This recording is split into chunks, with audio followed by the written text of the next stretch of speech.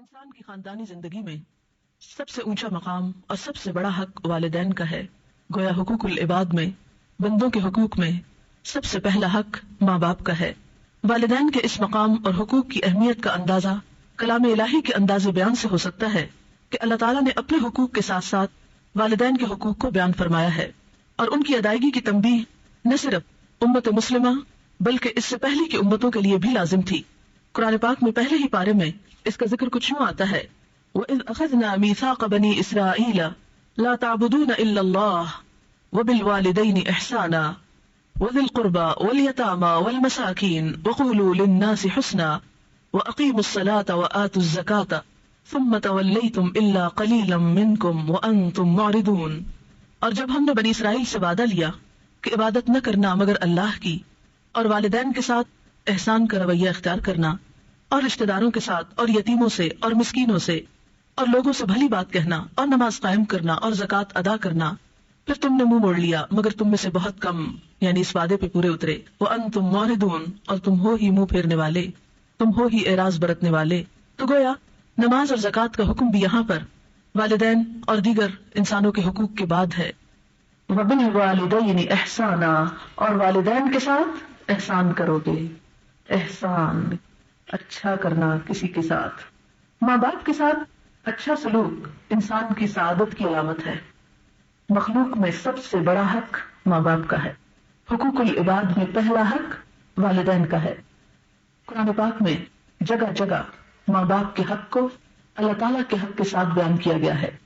مثلا سورۃ بنی اسرائیل میں آتا ہے: وَقَضَىٰ رَبُّكَ أَلَّا تَعْبُدُوا إِلَّا إِيَّاهُ وَبِالْوَالِدَيْنِ إِحْسَانًا، اور آپ کے رب نے فیصلہ فرما دیا کہ تم خدا کے سوا کسی کی بندگی نہ کرو اور والدین کے ساتھ نیک سلوک کرو. حضرت عبداللہ بن مسعود کہتے ہیں، میں نے نبی صلی اللہ علیہ وسلم سے پوچھا کون سا عمل اللہ تعالیٰ کو سب سے زیادہ پسند ہے؟ نبی صلی اللہ علیہ وسلم نے فرمایا، وہ نماز جو وقت پر پڑھی جائے، لیٹ کر کے ڈیلے کر کے نہیں، وقت پر. پھر میں نے پوچھا اس کے بعد کون سا کام اللہ تعالیٰ کو سب سے زیادہ محبوب ہے؟ فرمایا، ماں باپ کے ساتھ حسن سلوک، یعنی احسان، اچھا سلوک. میں نے پوچھا اس کے بعد؟ فرمایا، خدا کی راہ میں جہاد کرنا. تو گویا اللہ تعالیٰ کی عبادت کے بعد جہاد سے بھی بڑھ کر نیکی کا کام کیا ہے؟ ماں باپ کے ساتھ اچھا کرنا. حضرت عبداللہ فرماتے ہیں کہ ایک آدمی نبی صلی اللہ علیہ وسلم کی خدمت میں حاضر ہوا اور کہنے لگا، میں آپ کے ہاتھ پر ہجرت اور جہاد کے لیے بیعت کرتا ہوں اور خدا سے اس کا اجر چاہتا ہوں. بیعت کرتا ہوں کا مطلب کیا؟ وعدہ کرتا ہوں آپ کے ہاتھ میں ہاتھ دے کر. پکا وعدہ. پکا وعدہ کیا ہوتا ہے؟ گرہ لگانا. تو جب ہاتھ میں ہاتھ دیا جاتا ہے تو یہ بھی ایک طرح سے گرہ لگتی ہے، تو بیعت بھی اسی کا نام ہے. اور خدا سے اس کا اجر چاہتا ہوں، یعنی وعدہ آپ سے کر رہا ہوں لیکن آپ کے لیے نہیں کروں گا، اللہ کے لیے کروں گا، اللہ سے اجر چاہوں گا. نبی صلی اللہ علیہ وسلم نے پوچھا، کیا تمہارے ماں باپ میں سے کوئی ایک زندہ ہے؟ اس نے کہا، جی ہاں، بلکہ خدا کا شکر ہے کہ دونوں زندہ ہیں. آپ نے فرمایا، تو کیا واقعی تم خدا سے اپنی ہجرت اور جہاد کا بدلہ چاہتے ہو؟ اس نے کہا، جی ہاں. نبی صلی اللہ علیہ وسلم نے فرمایا، تو جاؤ اپنے ماں باپ کی خدمت میں رہ کر ان کے ساتھ نیک سلوک کرو. حضرت ابو امامہ رضی اللہ تعالی عنہ فرماتے ہیں، ایک شخص نے نبی صلی اللہ علیہ وسلم سے پوچھا، یا رسول اللہ صلی اللہ علیہ وسلم، ماں باپ کا اولاد پر کیا حق ہے؟ ارشاد فرمایا، ماں باپ ہی تمہاری جنت ہیں اور ماں باپ ہی دوزخ ہیں. یعنی جس نے ماں باپ کو خوش رکھا اسے جنت ملے گی، اور جس کے ماں باپ اس سے ناراض ہے تو پھر اس کے لیے جنت میں جگہ نہیں، دوزخ ہے. حسن سلوک میں کیا چیزیں آتی ہیں؟ اچھا سلوک کرنا کیا معنی رکھتا ہے؟ کیا کیا جائے؟ کہنے کو تو سب کہتے ہیں کہ ماں باپ کے ساتھ اچھا سلوک کرو، لیکن کیسے؟ تو اس کے لیے نمبر 1 ماں باپ کا شکر گزار ہونا، کیونکہ محسن جس نے احسان کیا ہو اس کی شکر گزاری نہایت ضروری ہے.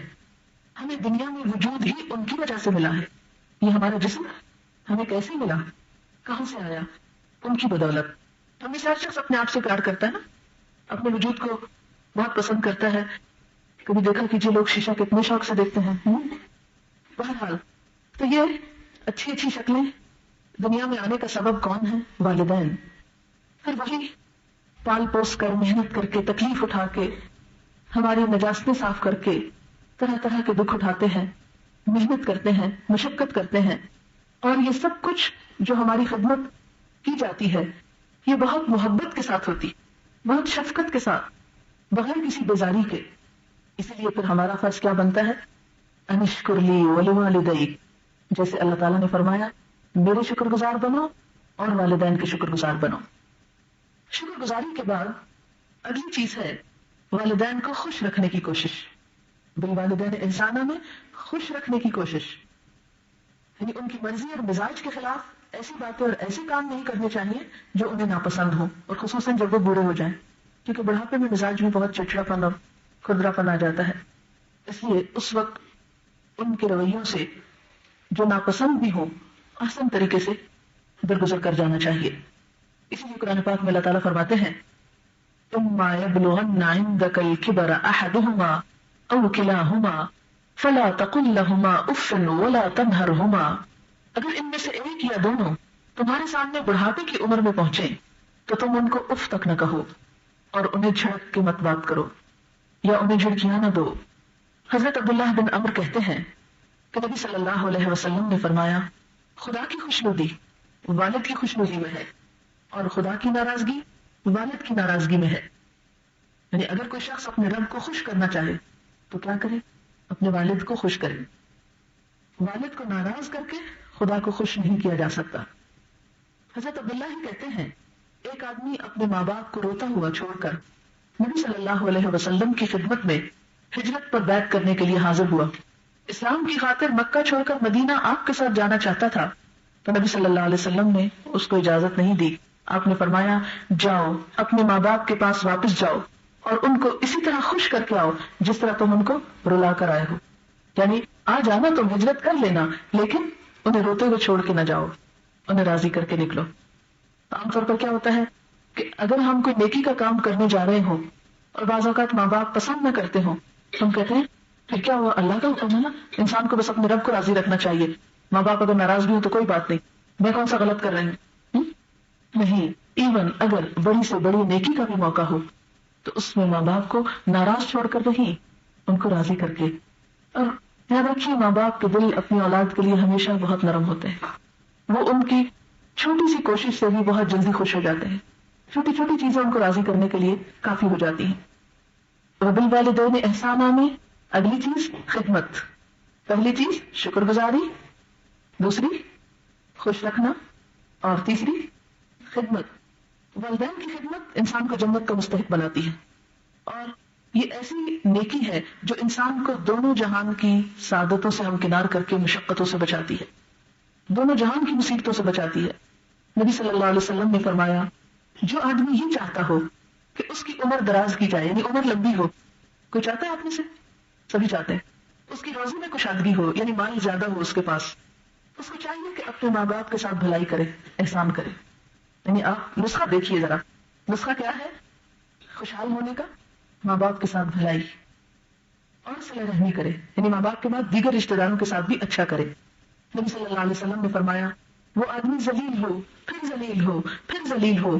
لوگوں نے پوچھا اے خدا کے رسول صلی اللہ علیہ وسلم کون آدمی؟ آپ نے فرمایا وہ آدمی جس نے اپنے ماں باپ کو بڑھاپے کی حالت میں پایا، دونوں کو پایا یا کسی ایک کو پایا، پھر جنت میں داخل نہ ہوا. یہ صحیح مسلم کی روایت ہے. یعنی بڑھاپے کی حالت میں خاص طور پر ان کی خدمت، عام حالات میں بھی ان کی خدمت، ان کی چھوٹی چھوٹی ضروریات کا خیال رکھنا. یہ نہیں کہ جس وقت وہ کہیں کہ مجھے فلاں چیز ضرورت ہے اس وقت اس کو پورا کرنا، بلکہ خود بھی دھیان رکھنا کہ ان کو کس چیز کی ضرورت ہو سکتی ہے اور آگے بڑھ کر وہ ضروریات پوری کرنا. ایک شخص نبی صلی اللہ علیہ وسلم کے پاس جہاد میں شریک ہونے کی غرض سے حاضر ہوا تو نبی صلی اللہ علیہ وسلم نے اس سے پوچھا تمہارے ماں باپ زندہ ہیں؟ اس نے کہا جی ہاں زندہ ہیں. فرمایا جاؤ ان کی خدمت کرو، یہی جہاد ہے.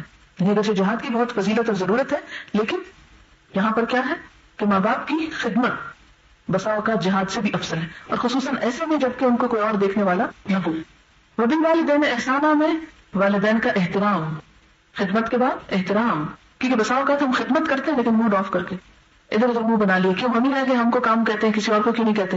قرآن پاک میں اللہ تعالیٰ فرماتے ہیں وَقُلْ لَهُمَا قَوْلًا كَرِيمًا، اور ان سے احترام کی بات کرو، عزت کے ساتھ بات کرو. ان کا نام نہیں لینا چاہیے، تو کہہ کے نہیں پکارنا چاہیے، شاؤٹ نہیں کرنا چاہیے، ایسا رویہ اور ایسے پوسچر نہیں ان کے سامنے بنانا چاہیے جس سے ان کی بے عزتی کا تاثر ملتا ہو.